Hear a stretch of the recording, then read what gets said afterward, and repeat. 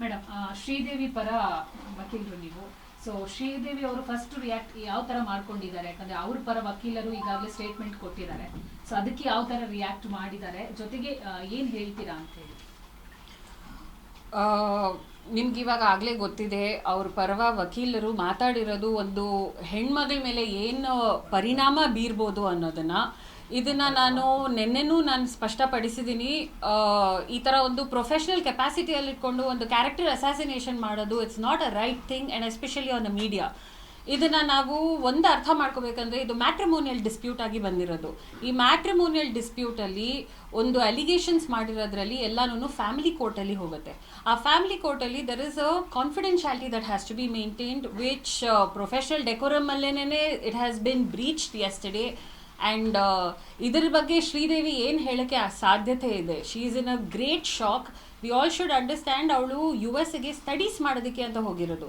Studies ಮಾಡೋದಕ್ಕೆ ಅಂತ ಹೋಗಿರೋ ಒಂದು ಹೆಣ್ಣಿಗೆ ಈ ಥರ ಟಾರ್ಚರ್ ಕೊಡ್ತಾ ಇರೋದು is unforeseen. This is not something that is a natural process with any human beings.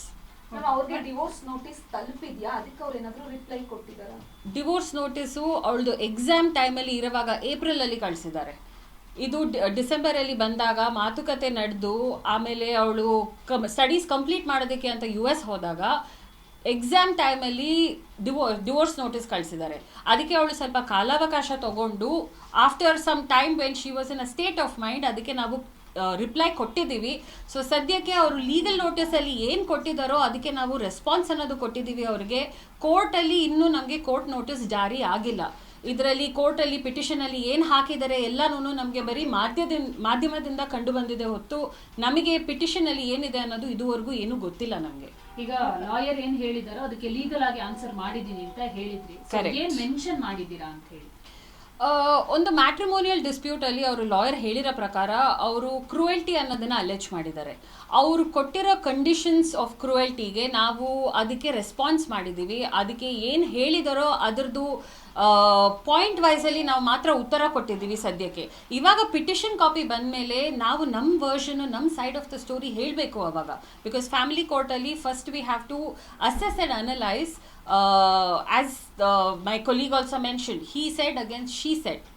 ಇವಾಗ ಅವರು ಹೇಳಿದ್ದಾರೆ, ಅವ್ರ ಪರವಾಗಿ ನಾವು ಏನು ಅವರಿಗೆ ತಕ್ಕ ರೆಸ್ಪಾನ್ಸ್ ಕೊಡಬೇಕು, along with all the established evidence we will produce it before the court of law. And ಎಲ್ಲನೂ ಜುಡಿಷಿಯಲ್ ಪ್ರೊಸೀಡಿಂಗ್ಸಲ್ಲಿ ಏನೇನು ಫೈಲ್ ಮಾಡಬೇಕು ಅದನ್ನು ನಾವು ತಕ್ಕಾಗಿ ಫೈಲ್ ಮಾಡ್ತೀವಿ. ಮೇಡಮ್, ಈಗ ಎರಡು ಇದೆ.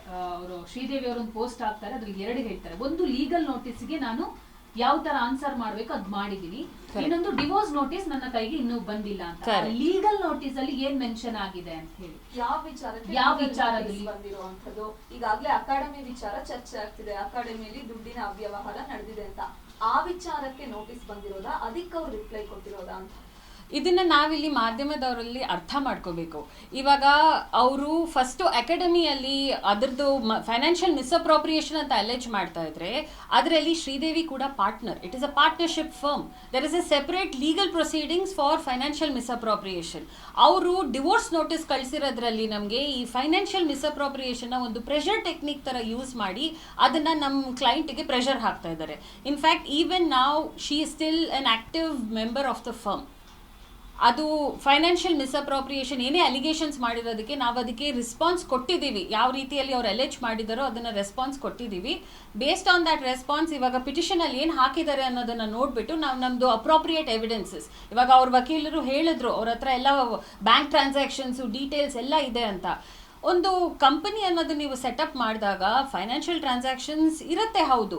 ಅದನ್ನು ಸೆಪ್ರೇಟಾಗಿ ನಾವು ಗಂಡ ಹೆಂಡತಿ ಮಧ್ಯದಲ್ಲಿರೋ ವಿಷಯನ ಅದು ಫೈನಾನ್ಷಿಯಲ್ ಟ್ರಾನ್ಸಾಕ್ಷನ್ಸ್ಗೆ ಅದನ್ನು ಕಂಪೇರ್ ಮಾಡಿಕೊಂಡು ಒಂದು ಪ್ರೆಷರ್ ಹಾಕ್ತಾ ಇದ್ರೆ is something that will have to evaluate on ಏನಿದ್ರದ್ದು ಇಂಟೆನ್ಷನ್ನು. ಈ ಥರ ಮಾಧ್ಯಮಕ್ಕೆ ಬಂದು ಈ ಥರ ಎಲ್ಲನೂ ಹೇಳ್ಕೊಂಡು ಓಡಾಡೋದು, ಇದೆಲ್ಲ ಇಂಟೆನ್ಷನ್ನು ಅವರಿಂದಾನೇ ನಾವು ಅರ್ಥ ಪಡ್ಕೋಬೇಕು. ಜಿ ಕನ್ನಡ ನ್ಯೂಸ್ ಈಗ ನಿಮ್ಮ ಮನೆಯಲ್ಲೇ ನೋಡಿ. ಎಲ್ಲ ಕೇಬಲ್ಗಳಲ್ಲಿ ಈಗ ಲಭ್ಯ.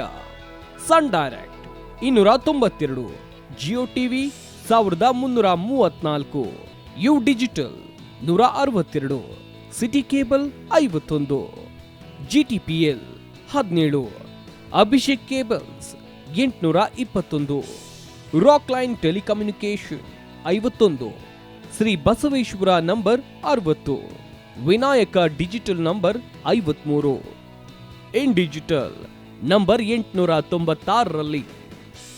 ನಿಮ್ಮಿಸ್ತದ ಜಿ ಕನ್ನಡ ನ್ಯೂಸ್ ನೋಡಿ ಆನಂದಿಸಿ.